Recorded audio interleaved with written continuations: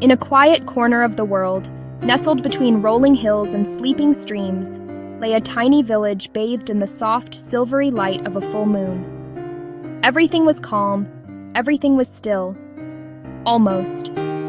For on the nights when the moon was brightest, a gentle breeze would carry faint whispers from the deep woods that bordered the town. And in this peaceful village lived a curious little boy named Milo.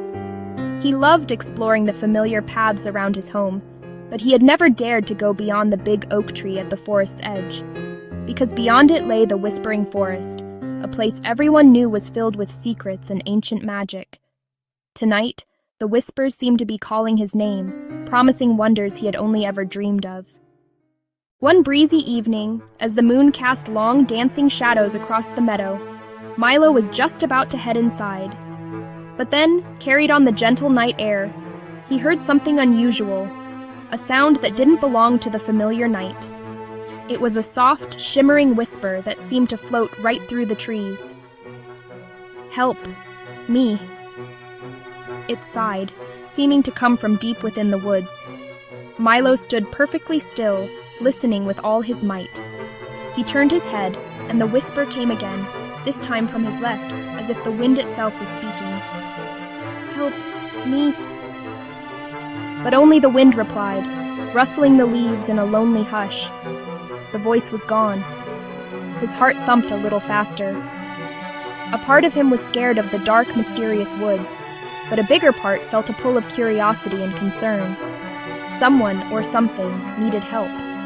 He knew he couldn't just go back inside and pretend he hadn't heard it.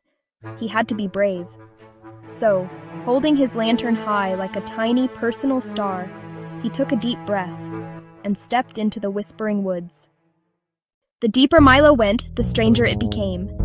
"Follow the silver light. It will guide you." Milo smiled and followed the glowing trail through twisting roots and shining mushrooms. Then he saw it, a beautiful silver bird caught in a tangle of vines.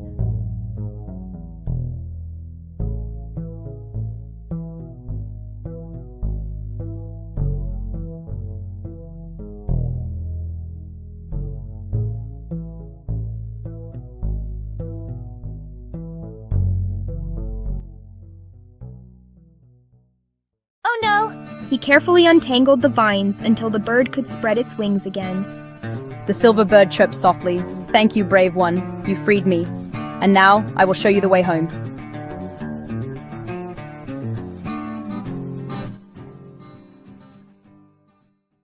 With a grateful chirp, the silver bird flew ahead, and a wave of gentle light followed in its wake.